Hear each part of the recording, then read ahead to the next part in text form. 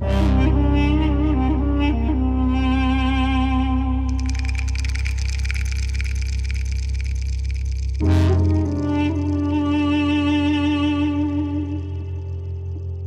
Guys, అది హర్యానాలోని రోహ్తక్ మే 9, 2017 రోజు జరిగిన సంఘటన దేశాన్ని ఉలిక్కి పడేలా చేసింది. ఢిల్లీలో నిర్భయ కేసులాగే ఒక క్రూరమైన సంఘటన జరిగింది. ఆ రాష్ట్ర సీఎం తో పాటు రాజకీయ నాయకులంతా దీనిపై స్పందించారు. జనం కూడా ఈ కేసు గురించి బాగా చర్చించుకున్నారు. తన కుటుంబానికి చేదోడు వాదోడుగా ఉండాలని కష్టపడి పనిచేస్తున్న ఒక 23 ఏళ్ల అమ్మాయికి జరిగిన చిత్రవధపై ఈ వీడియోలో తెలుసుకుందాం. మీరు చూస్తున్నది తెలుగు మిస్టరీ. నేను మీ ప్రభాకర్.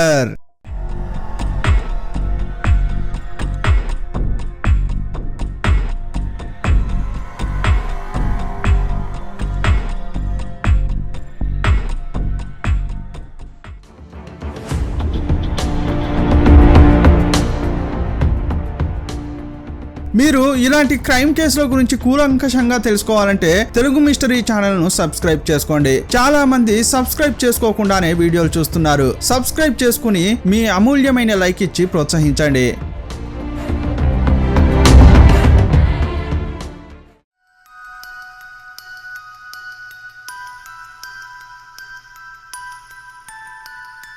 హర్యానాలోని సోనిపట్ కు చెందిన అమ్మాయి పేరు కావ్య. ఆమెకు 23 ఏళ్లు. ఆ ఏరియాలో ఉండే ఒక షాప్ లో ఆమె పనిచేస్తోంది. ఉదయం ఇంటి నుంచి వెళ్తే సాయంత్రం ఇంటికి వస్తుంది. ప్రతిరోజు డ్యూటీకి వెళ్లి కరెక్ట్ గా ఇంటికి వచ్చే కావ్య 2017 మే 19వ తేదీ త్వరగా ఇంటికి రాలేదు. రాత్రైనా ఇంటికి రాకపోవడంతో మొదట పేరెంట్స్ ఆమెకు కాల్ చేశారు. ఫోన్ స్విచ్ ఆఫ్ అయింది. వెంటనే ఆ తల్లిదండ్రులు భయపడిపోయారు. ఓనర్ కు కాల్ చేసి కూతురు గురించి ఆరా తీశారు. ఆమె పని ముగించుకుని సాయంత్రమే ఇంటికి బయలుదేరిందని అతడు చెప్పాడు. వెంటనే రిలేటివ్స్, ఫ్రెండ్స్ కు కాల్ చేసి కావ్య వచ్చిందా అని అడిగారు. కానీ ఆమె రాలేదని అంతా చెప్పారు. ఈ క్రమంలోనే చాలా చోట్ల ఆమె కోసం వెతికారు. ఎంత గాలించినా ఆమె ఆచూకీ దొరకలేదు. చివరకు సోనిపేట్ పోలీసులకు కంప్లైంట్ చేశారు. ఆమె ఎవరితోనైనా వెళ్లిపోయి ఉంటుందని పోలీసులు లైట్ గా తీసుకున్నారు. అంతేకాదు, ఆమె దళిత కుటుంబానికి చెందిన అమ్మాయి కావడంతో ఈ కేసును సీరియస్ గా తీసుకోలేదు. ఫార్మాలిటీస్ కోసం వెతికారు. ఇలా 2 రోజులు గడిచాయి. 2017 మే 11వ తేదీ రోహ్తక్ పక్కన పొలాల్లోకి ఒక వ్యక్తి నడుచుకుంటూ వెళ్తున్నాడు. అక్కడ ఒక విచిత్రమైన దృశ్యం చూశాడు. ఒక చోట వీధి కుక్కలు చేరి ఏదో పీక్కు తింటున్నాయి. అది చూసి అతనికి సందేహం కలిగింది. దగ్గరగా వెళ్లి చూసి అతడు చలించిపోయాడు. కొంచెం కూడా గుర్తుపట్టని విధంగా ఒక అమ్మాయి డెడ్ బాడీ పడి ఉంది. ఆ డెడ్ బాడీని కుక్కలు తింటుండడం చూసి తట్టుకోలేకపోయాడు. వెంటనే పోలీసులకు సమాచారం ఇచ్చాడు. ఆ తర్వాత ఈ సంఘటన రోహ్తక్ మొత్తం తెలిసిపోయింది. పోలీసులు రావడానికి ముందే ఆ ఏరియాలో ఉండే జనమంతా వచ్చి ఆ దృశ్యాన్ని చూశారు. సంఘటన స్థలానికి వచ్చిన పోలీసులు డెడ్ బాడీని పరిశీలించారు. పోస్ట్ మార్టం కోసం పంపించడానికి ముందు ఏదైనా పోలీస్ స్టేషన్ లో మిస్సింగ్ కేసు నమోదైందా అని ఆరా తీశారు. సోనిపట్ పోలీస్ స్టేషన్ లో మే 9వ తేదీ కావ్య మిస్సింగ్ కేసు తెలియవచ్చింది. కావ్య పేరెంట్స్ ను పిలిచిన పోలీసులు డెడ్ బాడీని చూపించి మీ కూతురేమో గుర్తించమని అన్నారు. కానీ వారు ఆ డెడ్ బాడీని చూసి తమ కూతురు కాదని చెప్పారు. ఎందుకంటే ఆ డెడ్ బాడీ ముఖం ఛిద్రమైంది. అది చాలదన్నట్లు కుక్కలు కూడా తిన్నాయి. అందువల్ల ముఖం చూసి ఆ పేరెంట్స్ గుర్తించలేకపోయారు. కానీ ఆమె ఒంటిపై ఉన్న డ్రెస్ చూసి తమ కూతురుదే అని చెప్పారు. దీన్ని బట్టి ఆమె కావ్య అని కన్ఫర్మ్ చేశారు. వెంటనే డెడ్ బాడీని పరీక్షల కోసం పంపించారు. ఆమెను కొందరు సామూహిక అత్యాచారం చేశారని వైద్యులు రిపోర్ట్ ఇచ్చారు. ఆమె ప్రాణాలతో ఉండగానే ముఖాన్ని ఛిద్రం చేశారని, అందువల్ల భరించలేని నొప్పిని అనుభవించిందని చెప్పారు. ఆమె ఛాతీపై దారుణంగా కొరికారు. ఆమె ప్రైవేట్ పార్ట్ లో షార్ప్ వస్తువులు ఇన్సర్ట్ చేసి హింసించారని రిపోర్టు ఇచ్చారు. ఇన్ని దారుణాలు జరిగినప్పుడు ఆమె ప్రాణాలతోనే ఉందని, భరించలేని వేదన అనుభవించినట్లు చెప్పుకొచ్చారు. తలను రాయితో ఛిద్రం చేసినప్పుడే ఆమె చనిపోయిందని డాక్టర్లు రిపోర్టులో తెలిపారు. అటాప్సీ రిపోర్టు వచ్చిన తర్వాత ఈ దారుణమైన సంఘటన మీడియా, సోషల్ మీడియాలో వైరల్ అయింది. కావ్యకు న్యాయం చేయాలని పేరెంట్స్, బంధువులు, సామాజిక కార్యకర్తలు ఆందోళనలు చేశారు. కొందరు రాజకీయ నాయకులు కావ్య కుటుంబ సభ్యులను కలిసి ఓదార్చారు. నిర్భయ కేసులో నిందితులకు శిక్ష పడినట్లుగా ఈ కేసులోనూ నిందితులకు శిక్ష పడాలని కోరారు. ఈ క్రమంలో నిందితులను కనిపెట్టాలని పోలీసులకు ప్రెషర్ పెరిగింది. ఇన్నాళ్లుగా పక్కన పెట్టిన కావ్య కేసు సీరియస్ గా మారింది. చాలా టీములుగా ఏర్పడిన పోలీసులు ముమ్మరంగా ఇన్వెస్టిగేషన్ చేశారు. ఈ కేసులో చాలా మంది అనుమానితులను అరెస్ట్ చేశారు. వారిలో సుమిత్ అనే వ్యక్తి కూడా ఉన్నాడు.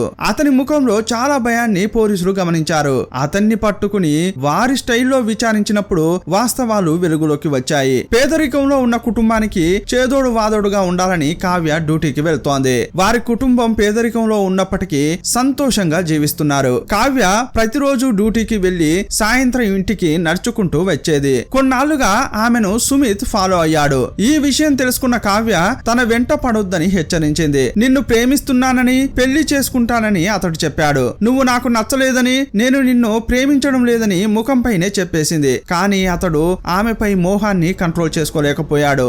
ఆమె ఇంటికే వెళ్లి మీ కూతురునిచ్చి పెళ్లి చేయండి అని అడిగాడు. తను చనిపోవడానికి 4 రోజుల ముందే సుమిత్ పై కావ్య కేసు పెట్టింది. ప్రేమ పేరుతో టార్చర్ చేస్తున్నాడని చెప్పుకొచ్చింది. 4 రోజుల కిందే కేసు పెడితే పోలీసులు పట్టించుకోకపోవడం వల్లే మా కూతుర్ని అతడే చంపేశాడని పేరెంట్స్ రోధించారు. కానీ పోలీసులు ఏం చెప్పారంటే సుమిత్ తనను వేధిస్తున్నాడని మౌఖికంగా చెప్పిందే తప్ప రాతపూర్వకంగా కావ్య కంప్లైంట్ చేయలేదని, ఈ గొడవ జరిగిన కొన్నాళ్లకే పోలీస్ స్టేషన్ కు వచ్చి మేము సామరస్యంగా సమస్యను పరిష్కరించుకున్నామని చెప్పారు. అందువల్లే మేము ఈ కేసును సీరియస్ గా తీసుకోలేదని పోలీసులు చెప్పుకొచ్చారు. కావ్య చనిపోవడానికి వారం రోజుల ముందు ఆమెను మళ్లీ సుమిత్ వేధించేవాడు. ఈ క్రమంలో అతని చెంపపై కావ్య కొట్టింది. ఈ సంఘటనతో ఆమెపై కోపం పెంచుకున్నాడు. తనను లవ్ చేయకపోగా కొడుతుందా అని రగిలిపోయాడు. తనకు దక్కని కావ్య ఇంకెవరికీ దక్కకూడదని నిర్ణయించుకున్నాడు. మే 9వ తేదీ డ్యూటీకి వెళ్లి సాయంత్రం ఇంటికి వెళ్తున్న కావ్యను చూసిన సుమిత్ తన స్నేహితులతో కలిసి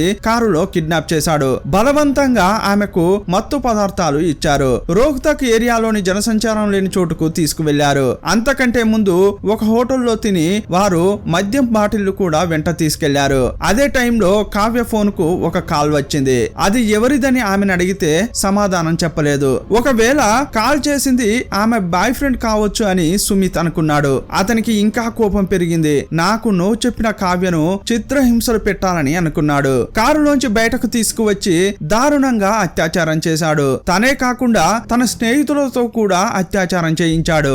ఆమె ఛాతీని దారుణంగా కొరికారు. అటాప్సీ రిపోర్ట్ లో మనిషి యొక్క లోతైన పంటి గాయాలు ఉన్నట్లు వైద్యులు చెప్పారు. వారి కామవాంఛ తీరేంత వరకు అత్యాచారం చేసిన నిందితులు ఇంకా ఆమెను ఎలా చిత్రహింసలు పెట్టాలని ఆలోచించారు. కావ్య ప్రైవేటు పార్టులో షార్ప్ ఆబ్జెక్ట్ జొప్పించారు. ఆ అవయవాన్ని కూడా దారుణంగా ఛిద్రం చేశారు. ఇంత చేసిన సుమిత్ యొక్క కోపం తీరక ఆమె తలపై ఇటుకతో గట్టిగా కొట్టాడు. అతడు కొట్టిన దెబ్బలకు ఆమె పుర్రె పగిలిపోయింది.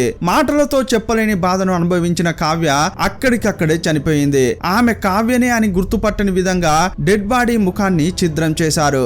ఆ తర్వాత ఇంటికి వెళ్లారు. ఈ హత్య జరిగిన 2 రోజుల తర్వాత ఆ దారి గుండా వెళ్తున్న వ్యక్తి గుర్తించడంతో ఈ కేసు వెలుగులోకి వచ్చింది. ఈ కేసులో ఇన్వాల్వ్ అయిన సుమిత్, వికాస్ ను పట్టుకుని జైల్లో వేశారు. ఈ కేసులో ఇంకా 5గురు ఉన్నారని, వారిని కూడా పట్టుకోవాలని కావ్య పేరెంట్స్ పోలీసులకు ఒక లిస్ట్ ఇచ్చారు. వారిని కూడా పట్టుకున్న పోలీసులు ఇన్వెస్టిగేషన్ చేశారు. కానీ వారికి వ్యతిరేకంగా ఎలాంటి ఎవిడెన్స్ దొరకకపోవడంతో వదిలేశారు. ఈ కేసులో ప్రస్తుతం సుమిత్, వికాస్ జైల్లో ఉన్నారు. ఈ కేసులో విక్టిమ్ పేరు ఒరిజినల్ కాదు, పోలీసులు మార్చి చెప్పడం జరిగింది. తనను ప్రేమించలేదని, పెళ్లికి ఒప్పుకోలేదని ఆ అమ్మాయిని అత్యాచారం చేసి చంపడం చాలా పెద్ద నేరం. ఒక అమ్మాయో ఒక అబ్బాయో మిమ్మల్ని నచ్చకపోతే అంతటితో జీవితం అయిపోదు. ఎవరైతే వద్దని చెప్పారో వారే ఆశ్చర్యపోయేలా ఎదిగి చూపించాలి. ప్రేమ అనేది మనసుకు సంబంధించింది. బలవంతంగా ప్రేమను పుట్టించడం అనేది కుదరదు. మీ ప్రేమను ఎవరైనా ఒప్పుకోకుంటే పగబట్టి చంపడం అనేది క్షమించరాని నేరం.